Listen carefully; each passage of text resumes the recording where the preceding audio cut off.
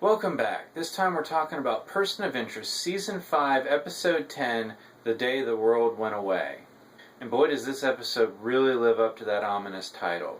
Now, it goes without saying that all of these reviews are spoiler-filled, but this one specifically, I want to go ahead and put an extra warning out there.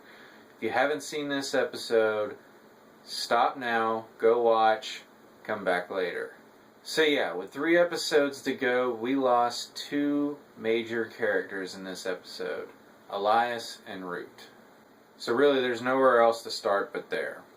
Now, I always get nervous when shows start to reach their end. It always feels like they're a lot more willing to bump off characters, which can work from a storytelling aspect. But in a show like this, where our characters are literally dodging hundreds of bullets per episode, when they start landing all of a sudden, it can feel very out of place and forced and obvious what they're trying to do. But in this case, in this episode, it really felt like someone was going to not survive. I really didn't expect to, and I have to say, despite what I just said, I think these were both story-driven deaths. In the case of Elias, I really think this is driving Finch to make very difficult decisions, as his declaration to Samaritan in the holding cell illustrates. Now, on one hand, I hate to see a strong character like Elias die just to give an emotional bump to another character, even if it is Finch. I think they've earned that with the way they developed their friendship, something that I mentioned in my discussion of the previous episode, and we also saw in that episode how Finch's decisions are starting to take him in a potentially darker path. And this episode, a good portion of this episode is setting him on that path. And where he goes, will obviously be a driving force of how this series ends. Now, as sad as Elias's death was, it honestly can't compare to what happens later when Root is shot and killed by Samaritan agent Jeff Blackwell. Looking over this episode, the foreshadowing was quite overt on the idea that Root most likely was not going to survive this episode. There's several conversations interspersed through this that pretty much laid the groundwork that she was not going to survive. That being said, the writers did do a pretty good job in that final scene when we had Finch and Root in the car, that I wasn't 100% sure who was not going to make it. As soon as we saw the Jeff Blackwell setting up his sniper's nest and everything else, I didn't see both of them making it out of there. It was too well set up to fail at that point. Samaritan had to get that last victory before we can start fighting back. And I really wasn't 100% sure who it was going to be. I was leaning towards Root because obviously the discussions earlier about giving the machine a voice, it seemed very obvious at that point. Whoever was going to die was going to become the new voice. And with so much emphasis on describing the machine as female, it seemed that it would be out of place to give it Finch's voice at that point. So I was pretty sure, but they still kept me on the edge of my seat on just who was going to not make it. Of course, then they have to go to the hospital and confirm that, and they did make me think that she might have actually survived, only to just gut punch us a 4th or 5th time in this episode when we find out that no, she did die. And as soon as the machine started speaking in her voice, we knew it, but I was glad that they didn't just kind of keep the mystery up for mystery's sake, that we did get to see that she did indeed die. So despite the multiple layers of sadness in this episode, this is a really strong episode. I do have some quibbles about some of the directorial decisions, especially the sort of the somber music / slow motion that they used to pretty much give away that Elias was about to die. But aside from those quibbles, this was a very strong episode. Some great action sequences, some wonderful shootouts. But that being said, despite the great action in this episode, the most memorable moments for me were the conversations. There was just some wonderful dialogue. And yes, some of it was pretty overt foreshadowing of what was going to happen with Root and the machine assuming her voice. But it doesn't take away the fact that there's just some excellent dialogue and some fabulous performances in this episode. Person of Interest has an excellent cast that has given us some really, really good performances, but this episode in particular is just a showcase. If shows like this won acting Emmys, this would be the episode that you could turn in for just about every one of the characters, especially Michael Emerson in his confrontation with Samaritan at the end. So what I thought I would do is sort of run down these conversations in their order of appearance and just kind of touch on a few things that I noticed, especially on the second viewing. So the first one obviously is Finch talking to the machine at the cafe. The decision that ultimately leads to everything that happens in this episode. And this really does give us a glimpse of where Finch is mentally at this point. He has basically decided that he is not going to survive this war. And there's little to no chance of them winning this war, and his only hope is that possibly his friends could survive, but he's not holding out a whole lot of hope on that. This is showing us just how far down this battle with Samaritan has taken him. And for the most part, we've seen that transition. This last sort of step into almost melancholy, it was a little surprising, but again, in the context of what our characters have gone through, it makes sense. Of course, you could ask why he didn't have this conversation in the subway station where the machine could actually respond back to him. But since he is about to close the loop once again, I think this is more symbolic than anything else, especially since he also had to sort of cut Grace out of his life to protect her like he's wanting to protect his friends now. The second conversation is between Finch and Root in the subway car as they're discussing Finch once again closing the machine, and we get to hear once again their respective sides on why and why not that's a good idea. And of course, the discussion of closing the system leads Root to call Finch principled, and how his principles are going to lead them to devastation. And as we see later in the episode, how Finch is fighting to maintain those principles, it really begins to make sense why he wants to close the loop. As he told Root several episodes ago when they were at the wedding, he was not afraid of the machine, but he was afraid of them with that control. And they've done a good job over these last 2 episodes to show that Finch really does worry about himself wielding that much power, just what he would do with it. And this makes for a great, interesting dynamic on where this is going to go over the last 3 episodes. And there's so much in this conversation, I just have to keep going. Of course, they talk about how eventually they're going to make a mistake. Unbeknownst to either of them, that fatal mistake has already been made. And finally, we get the conversation about the machine giving itself a name and a voice, directly foreshadowing what's to come at the end of the episode. The third conversation is the one between Finch and Elias while they're in the apartment complex in the former meth lab. Here Elias reminisces on their first meeting and how his simple mistake of being caught on camera was what led Team Machine to him in the first place. Of course, this is what happened to Finch in this episode, and this serves as just a really good reminder on how far the Elias character has come. As I said earlier, this is a character who started out as one of the primary villains and has become a strong ally. This show really has had some excellent character arcs.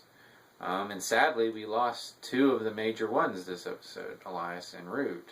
And of course, this conversation also leads Finch to realize that Samaritan is not only looking at the present, but also data mining the past to find patterns to help in its missions. And this is a concept that we'll delve into later as Root discusses the machine's surveillance on them. The fourth conversation is between Finch and Greer. And as you probably noticed, most of these conversations are involving Finch. And this is a character-driven episode about him and this arc that it appears that they're going on. But at the same time, it almost feels like that they're giving Finch all of these character moments in that he could be the one that was to ultimately die at the end of the episode. And one of the primary reasons why I was not 100% sure that it was going to be Root that took the bullet.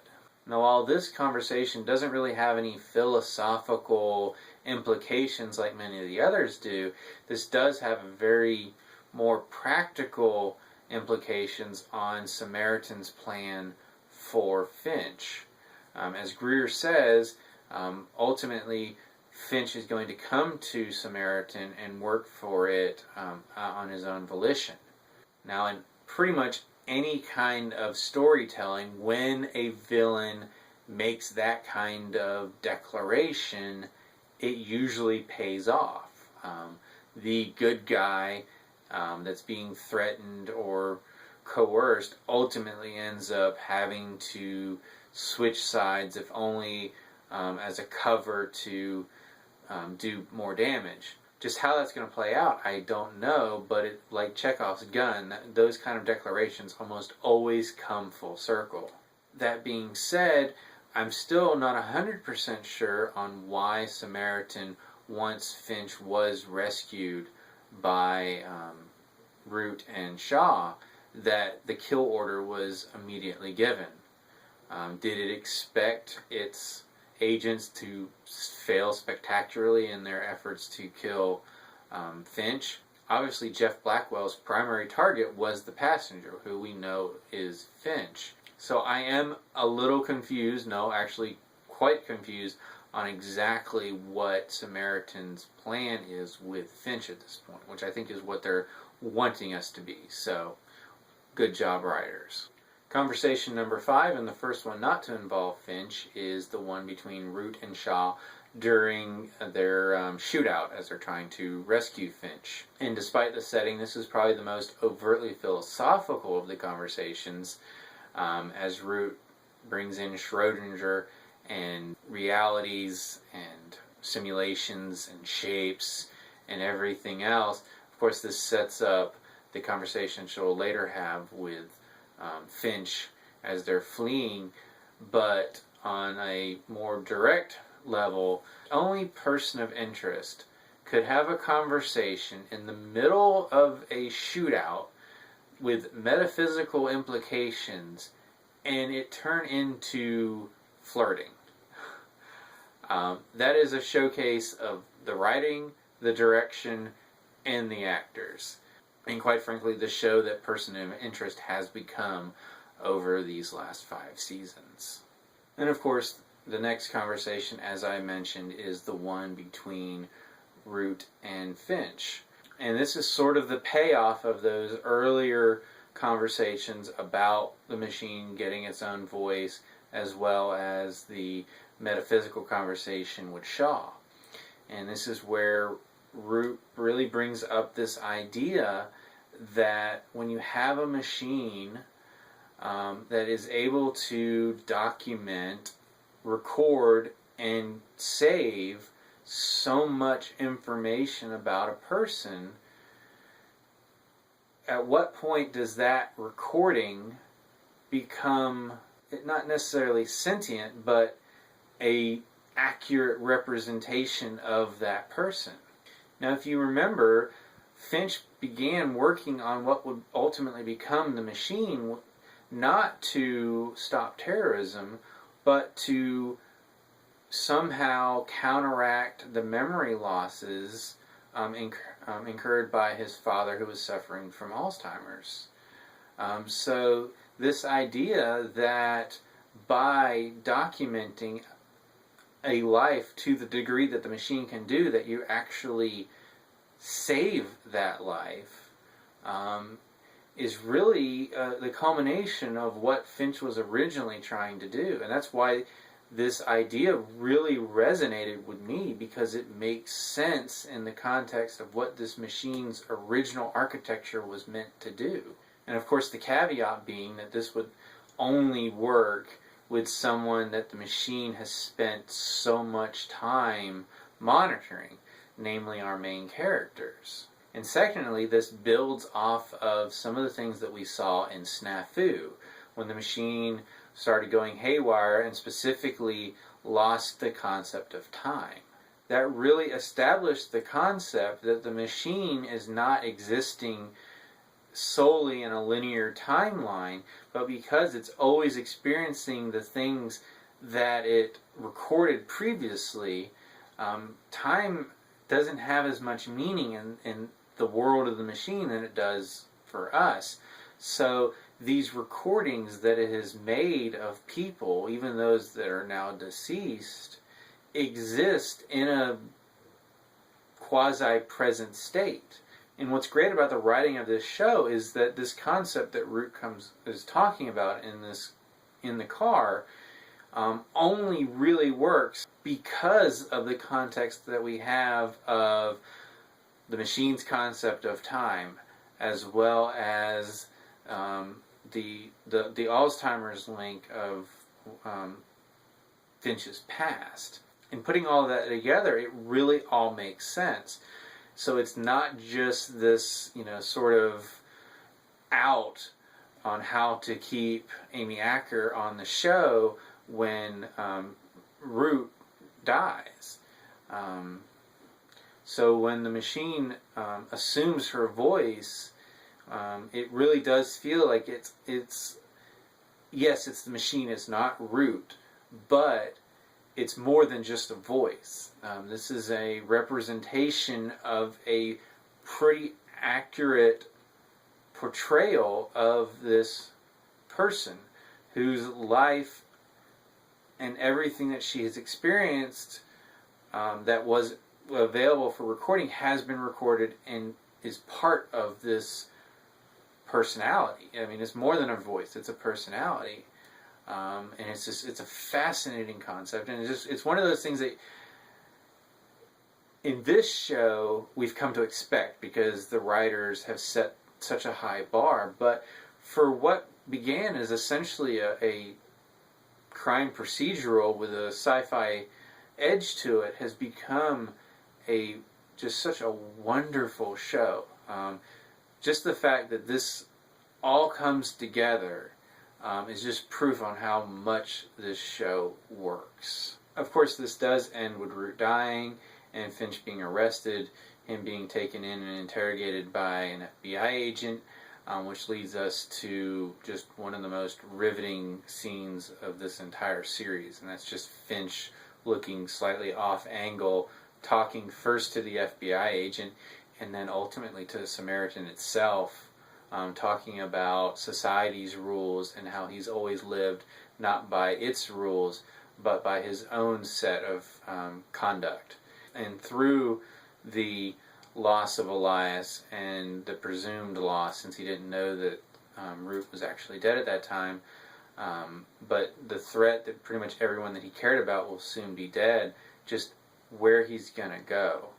And for Finch has always been the principled one. Yes, he operated on his own moral code, but his moral code set the standard for everyone else.